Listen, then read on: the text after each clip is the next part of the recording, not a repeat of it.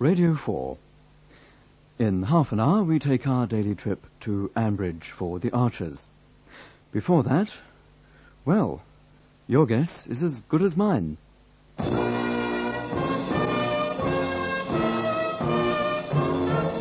We present I'm Sorry I Haven't a Clue, the antidote to panel games.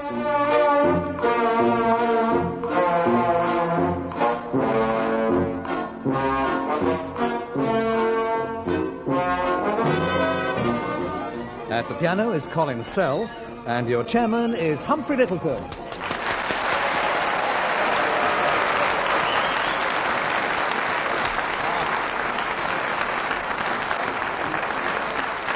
Hello and welcome to a special edition of I'm Sorry I Haven't a Clue. Everybody loves a turkey at Christmas lunchtime, and so we're here to provide one.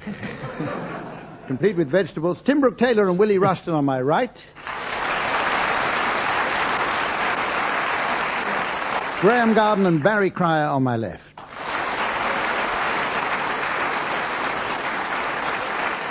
And sitting next to me, of course, bursting with goodwill and silicone, our scorer, Samantha.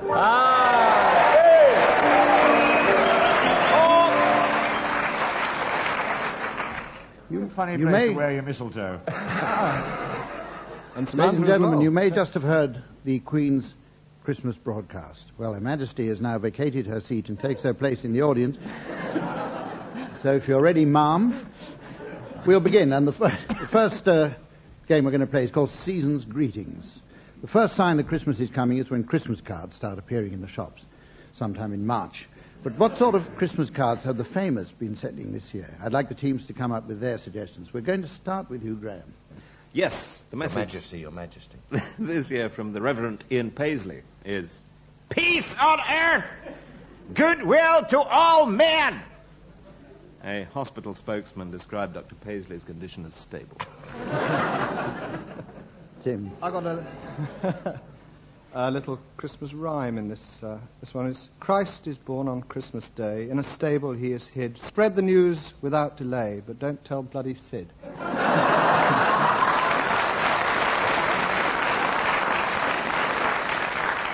Barry. Well, Your Majesty, my lords, ladies and gentlemen, I found a historic... for an OBE. I found a historic Christmas card, actually. It was from Gauguin to Van Gogh, which said, a Merry Christmas and a Happy New Year.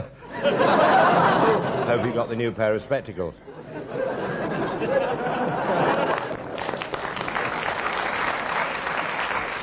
Willie. Your Majesty. He was noted for his sense of humour, wasn't he, Gauguin? Oh, yes, Gauguin. He was a lad. I don't want to interrupt. Go ahead, I've stopped you before. Thank you very much. This comes from Sir Robert Armstrong in Australia, where he's probably going to spend the rest of his days. It's addressed to Mrs. Thatcher, and he says, I wish you every happiness for the festive season. Please note I'm being economical with the truth.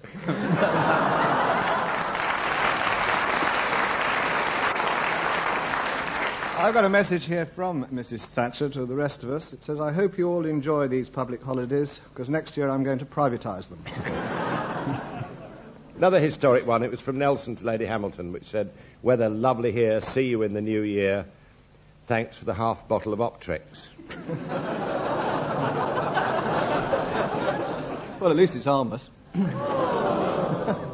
I received a sampler. You know, one of those other tasteful things with words knitted on them from Princess Michael of Kent. It said, God bless you, Tiny Tim, copyright PMK 1986. I've got one from an air hostess that just says, ding dong merrily on high. I don't understand it.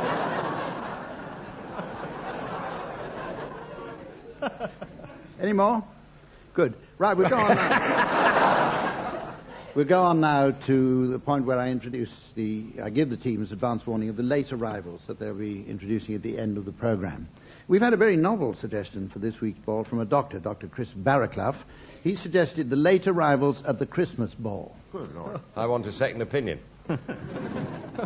So, teams, you've got to start thinking now. That doesn't make a change. Course. We're going to play the game called Just a Minute. We can play that later. We're going to play the game called Just a Minute, which is a musical round in which the team members attempt to sing a song for a minute without hesitation, repetition, or deviation. Our special festive song is On the First Day of Christmas. And we'll start on my right here with Tim Brooke-Taylor. On the first day of Christmas, my true love sent to me a partridge in a pear tree. That was a second 24 hours, about December the 25th. Your false flame dispatched in my direction. Haven't said two turtle doves previously. Two turtle doves. Hesitation. Gross hesitation. I call it No, timing. not gross, but it was Musical hesitation. timing. You may call Two it turtle timing. doves. It was to be quiet. Oh, you're so masterful. Barry, you can take up the song. Oh, I wish I'd said that now. Are we on two? Hesitation. Two. Yes, quite right. Carry on, Tim. Challenge.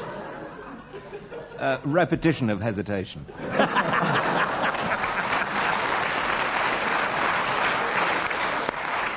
Okay, carry on, Graeme. No, I withdraw. Go on. Go on. Two turtle doves and... what? Challenge from Tim. Deviation. What's he doing with these two turtle doves? Quite. I think he's about to tell us. Oh, right. Ding dong merrily on high. Carry on, Graeme. Nothing to do with swan upping. Carry on. Carry on, Graeme. And a game bird in a fruit bush Graham Garden wins that upon round. the Oh, wait a minute, he's got another verse. Will it ever end? diurnal period of Yuletide. My missus dispatched in my direction 3 French hens, a pair of tortoise-like pigeons, and a bit of a ridge in a... Challenge from Willie Rushton. Thank you, Willie. Before. End of the part. I mean, as tasteless to say a part in a pear tree as it is to say a ridge. Yes, I think you can take it up from there, Willie. Oh. Several days prior to January the 17th, my paramour put on a train 4 calling birds, 3 Challenge from poules Barry Grant. françaises, Repetition. which are French tarts as far as I know. 2 fowl I didn't recognise, and a pheasant in a conifer. Yet again, 5 days after she started, my beloved got hold of those people you always hear advertising, higher than the highest mountain. Anyway, it arrived. What day was I doing? I can't read this. 5 gold rings. A quartet of telephonists.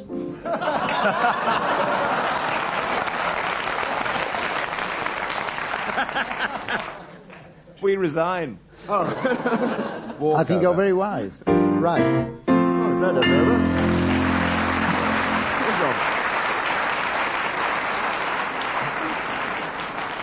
Now, I'm sorry I haven't a clue. Wouldn't be complete without a round of everyone's favourite game, Mornington Crescent.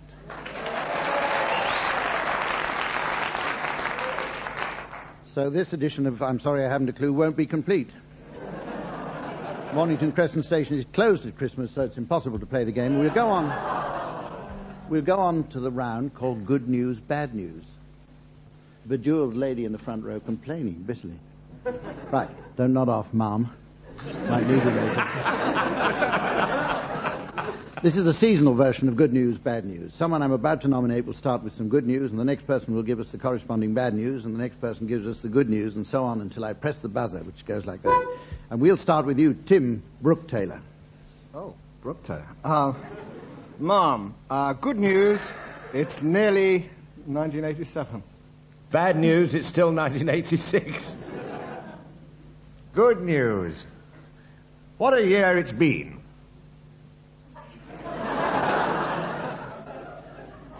For example, London rubber has shot through the roof.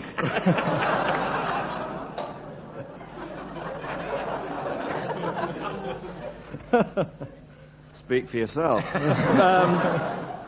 Bad news. Princess Michael of Kent. That's it.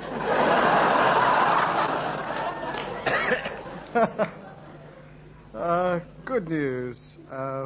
Andy and Fergie tied the knot. They'd have been better off with shares in the London Rubber Company.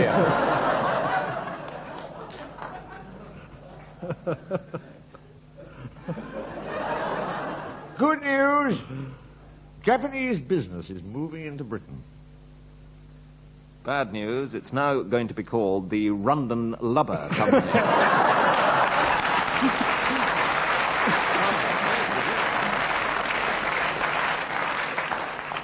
We've got time for another round of that, so we'll start with you, Graeme.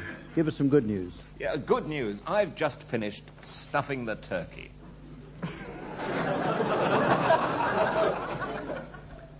Bad news. It didn't respect me afterwards.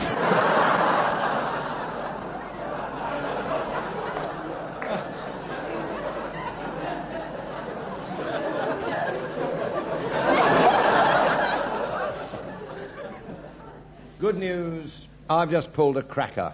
Bad news, she didn't respect me afterwards either.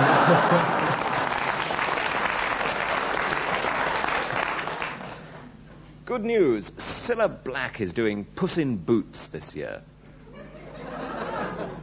Bad news. It was Timothy White's and Taylor's last year.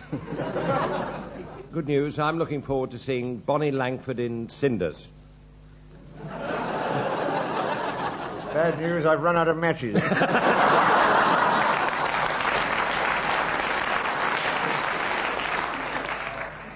Good news, I'm looking forward to seeing Tommy Steele's Buttons opening next week. Bad news, you're on your own. Okay, right. Let's go on to the next game, called What I've Always Wanted. I want our teams to tell us what they got for Christmas, what they said to the giver, and what they meant. And we'll start with you, Willie Rushton. This is the letter. Dear wise men, deeply flattered by your gift of gold and frankincense, but why the polyfiller? That's good, yes. Graeme. Pair of socks. To which the response is, they'll go very nicely with the tie you gave me last year. Straight into the dustbin. Dear Auntie, thank you for the electric razor and aftershave. I think your need is greater than mine.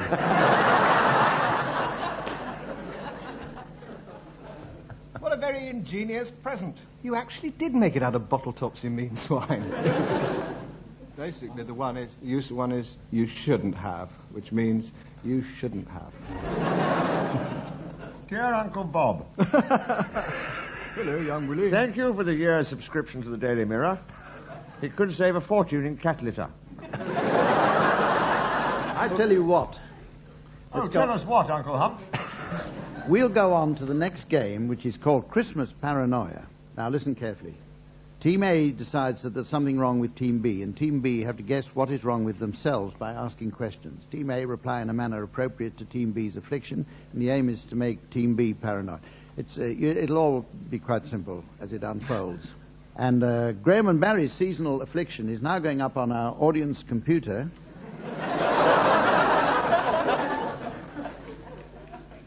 Here's your mystery voice to tell you at home. They think they are turkeys. Turkeys. Barry and Graeme, will you start your questioning, please? So we're paranoid in this round, are we? Has this got Are you anything... making a bid for chairmanship? The job's wide open. So's the scorer. Sorry, you were saying. Club rules, club rules. Dear me. Crumbs. No offence, Mum. Right. She's a sport, she won't mind. Carry on. Has this anything to do with Christmas? Don't think about Christmas at all. No. It'll only make you uneasy. Is it to do... Do we find Christmas a less than festive prospect? It's a question of the way you look at it. We think we're Scrooge. We know. By whom? No. What did you say? I don't think anyone has ever sunk that low. You're... Keep your So pecker we're up. not looking forward to Christmas. No. We think we're turkeys. Yeah.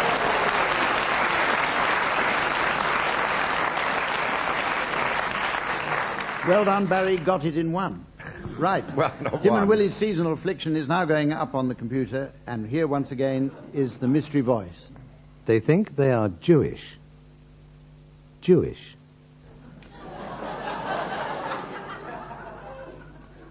Tim and Willie, will you start the questioning now? Are we both afflicted this way? I don't like the word afflicted. No. Is this some ism type thing we have? Not to me, it isn't. No. Is it festive? You're trying to be very nice to us because we think that we're a minority of some sort. Well, No, we're not trying to be no. nice. Oh, So what are you being very nice about? We think we're talented. No. this is often the case. Ah. Well, this is fun. We're festive balls. Dangle from the ceiling, twinkling in the lights. No. Well, thanks for the help. It's really good, isn't it? The way they're bringing us along, I swear. We're the three Maggie, as if one wasn't enough. You've got about 10 seconds to overtake Barry and Graeme and win this round from behind. I'm past 10. I've lost the will to live. To you, 9. They're not going to get it, are We're they? Jewish, obviously.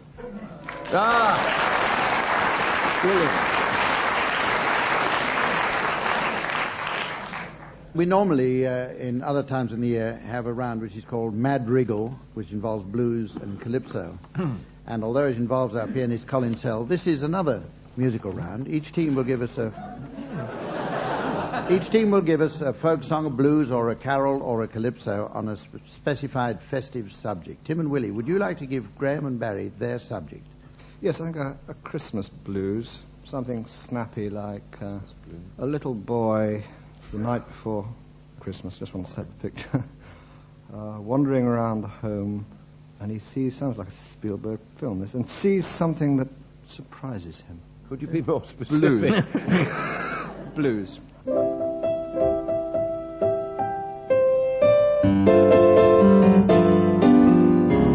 I woke up Christmas morning. I was quite disturbed because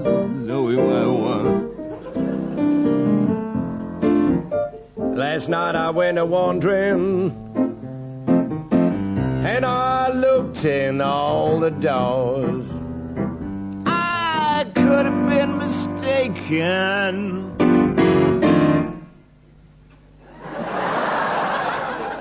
But I swear I saw Daddy kissing Santa Claus.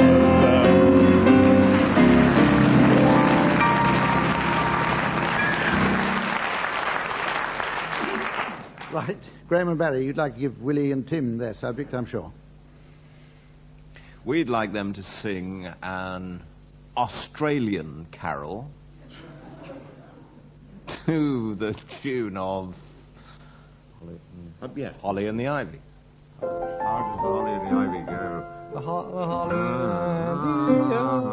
It'll be a rehearsal. The Santa in a grotto is Australian and gay. His beard is all blue rinsed. How chintzy is his sleigh. His robes are all gold lame.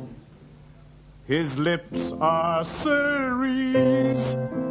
Butch bit, huh? And if he comes down our chimney, I'm calling the police.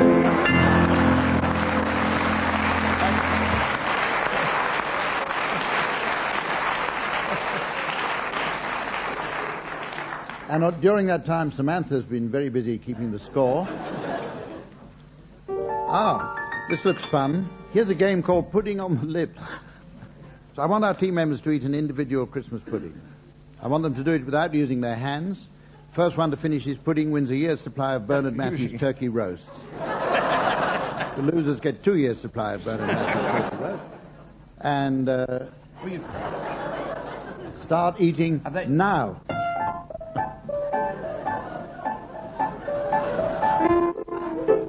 Oh! Barry Crow's pudding is getting dangerously near the edge of the desk. Meanwhile, Tim Brooke-Taylor is This one's got a stolen an sprig of early holly lead. on the top. You didn't tell me there was a sixpence inside. I've swallowed a sixpence. Willie Rushton's making no headway whatsoever. I hope this pudding's had a blood test.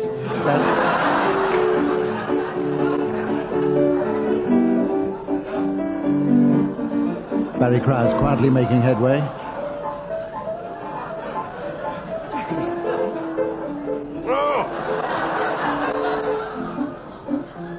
This is one of the worst sights of 1986. Sit down, Graeme. Finished, Tom.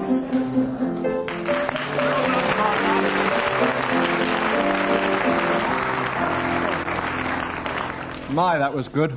Unfortunately, your partner hasn't begun yet, so...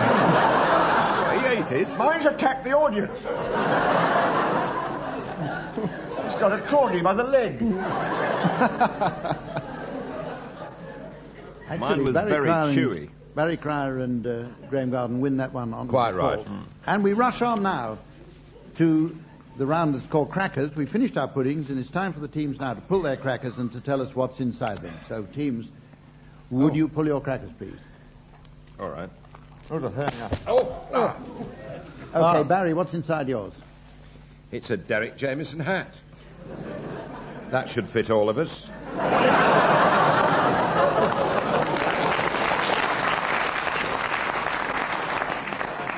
And who? Mine's, Willie.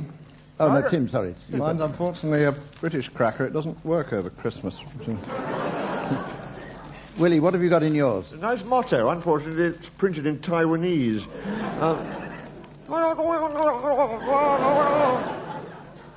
Tim, you pulled your cracker toilet before the roll. others, so what have you got in yours? I got a Westland helicopter in mine. Oh, and a bicycle for Norman Tebbit. To speed things up, we've taken the saddle off it.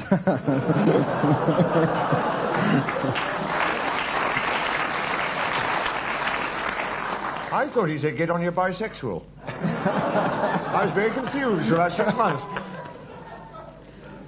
Here's one. Here's a motto. What do you get if you fasten your fly up too fast? A zippity-doo-dah. Our audience, I've got to show you this. It says, date this antique. Underneath it says, Derby Japan dish 1811. That's the price. It's or Edwina Curry, as she's sometimes called. That's interesting, because I've got this inflatable woman. And you blow it up and release it, and it goes all around the room, doing a very reasonable impression of Edwina Curry.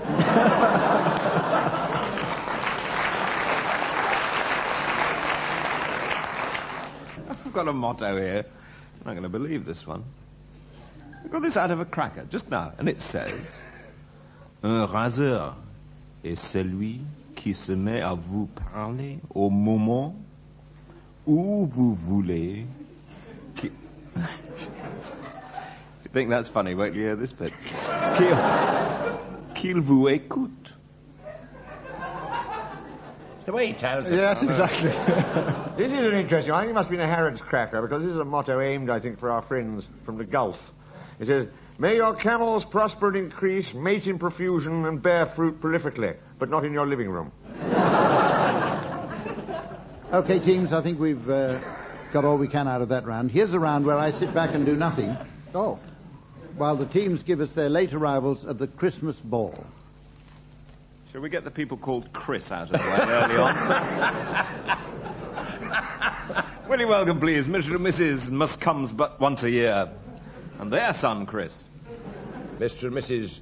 Gullbells and their daughter, Jean Gullbells, who goes all the way, I believe.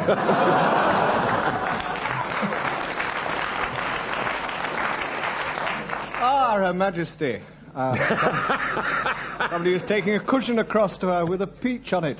Oh, it's the traditional Queen's speech. Will you be upstanding for Parson Snows? He's going to do Grace. She's amazing. Right. And there's Mr. and Mrs. Amanger and their son Wayne. Another Arab. Abu Yusuf. Abu Yusuf, a merry little Christmas.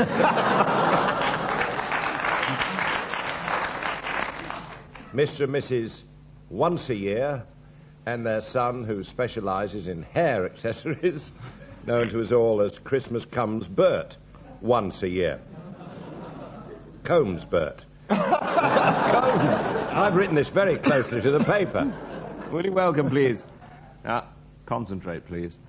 Will you welcome, please, Mr. and Mrs. Ings, with their midget son who plays football for Lyttelton and is expecting some sympathy from you. So will you welcome, please, wee freak Ings from Orient.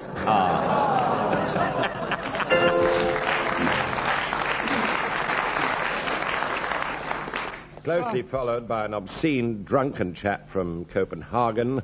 Yes, it's rude Olaf the Red-Nosed Reindeer. Welcome return, please, for Christmas. Arthur White and Emma Dreaming. Emma Dreaming, Arthur White, Christmas. Don't forget Mayor Daysby, Mary Ann Bright. Oh. Anna May Hall York Reese. Mrs. B. White.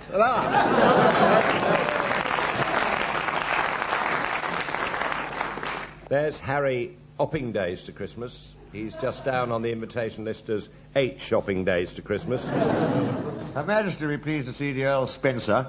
Probably not so pleased to see his second wife, who he refers to happily as Reindeer. Oh, there's Father Christmas. Don't go too near. He suffers from halitoho-ho-ho-hosis. All good things come to an end. But not yet. Because there are Mr. and Mrs. City and their son, the Prince, David, who only did one wicked thing in the whole of his life, and he's known as One Sin, Royal David City. Usually from Spain. Juan. Ladies and gentlemen, I'm sure that all the teams... Don't tell El Cid. Don't tell. I'm sure the teams will join with me in hoping that you're having a happy and festive Christmas, and I'm sure you are, especially if you're listening to the repeat. That's all for now, and join us again sometime next year for another series of I'm Sorry I Haven't a Clue. Goodbye.